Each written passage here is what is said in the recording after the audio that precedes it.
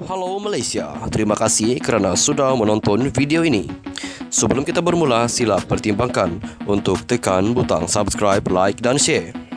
Berita perkembangan politik semasa dalam negara, perkembangan negara dan semuanya ada di dalam channel ini. Terima kasih kerana sudah menonton. Hai, hello Malaysia, selamat petang tuan-tuan dan puan-puan. Terima kasih kerana masih terus setia berada di dalam channel ini. Bagi anda yang baru pertama kali hadir di dalam channel ini, jangan lupa untuk tekan butang subscribe serta aktifkan juga lonceng notifikasi supaya anda tidak ketinggalan dengan perkongsian terkini, update-update terkini dari para channel ini berkaitan dengan perkongsian berita terkini dan juga berita-berita politik semasa dalam negara. Baiklah tuan-tuan dan puan-puan, berita hari ini Kertas Pandora Papers. Anwar arah teruskan siasatan rapi. Perdana Menteri Malaysia Datuk Seri Anwar Ibrahim mengarahkan badan-badan berkaitan meneruskan siasatan berhubung isu Kertas Pandora secara rapi bagi memastikan tindakan dapat diambil. Beliau berkata, siasatan yang antaranya melibatkan Polis Diraja Malaysia, Suruhanjaya Pencegahan Rasuah Malaysia SPRM, dan Lembaga Hasil Dalam Negeri LHDN itu tertumpu kepada tokoh besar dalam negara termasuk bekas Perdana Menteri dan bekas Menteri Kewangan yang dipercayai menyalahguna kuasa memunggah kekayaan semasa berkhidmat.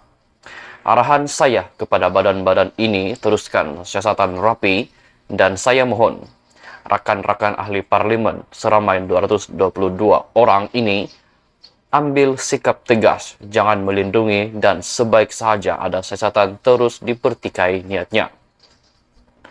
Kalau ada bukti, ada fakta, maka tindakan diambil, dan kalau tindakan diambil tanpa fakta, maka itu boleh dicabar sebagai penyalahgunaan kuasa atau motif politik.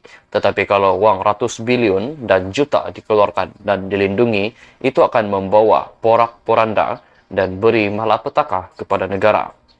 Di peringkat internasional ini, pendedahan tetapi tak banyak negara yang mempunyai tekad politik mengarah siasatan yang rapi dan alhamdulillah Malaysia, negara yang cukup jelas supaya ambil tindakan dan memberhentikan amalan budaya memunggah, merompak wang negara, kata beliau pada waktu pertanyaan menteri di Dewan Rakyat hari ini.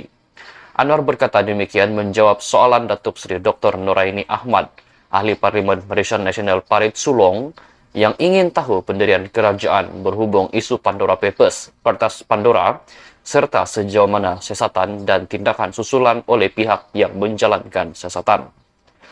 Menjawab soalan tambahan Nuraini mengenai langkah diambil kerajaan dalam memastikan ketulusan dan accountability industri kewangan dan perlindungan cukai, Anwar yang juga Menteri Kewangan berkata, kerajaan menetapkan ketulusan dalam proses tender terbuka, terutama melibatkan Bumiputra. Amalan guna peluang membantu Bumiputra, tetapi dia songlap wang ini tak boleh diizinkan kerana memang ada dasar bantu Bumiputra. Itu kita tak halang, tetapi tak boleh guna alasan Bumiputra untuk minta syarikat beri wang kepada pribadi dan parti, katanya.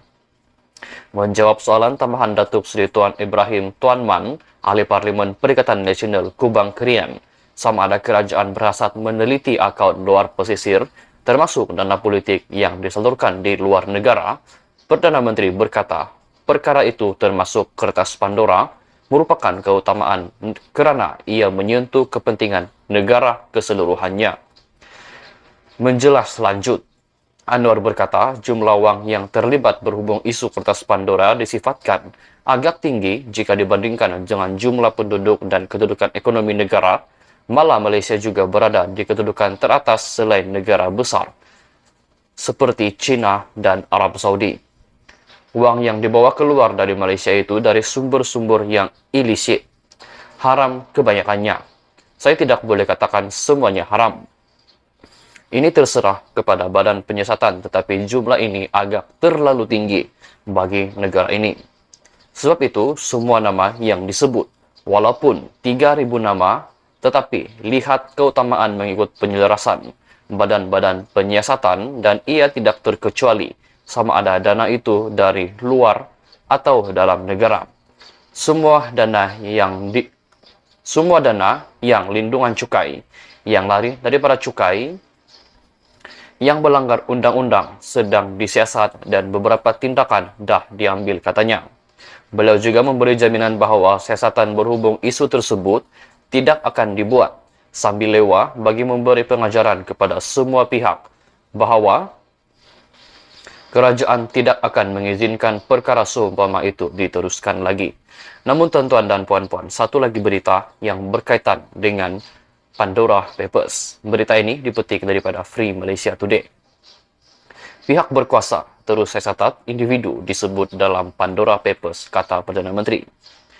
Perdana Menteri Anwar Ibrahim menggesa beberapa individu dipanggil memberi keterangan kepada Suruhanjaya Pencegahan Rasuah Malaysia SPRM dan Lembaga Hasil Dalam Negeri LHDN berkait siasatan Pandora Papers.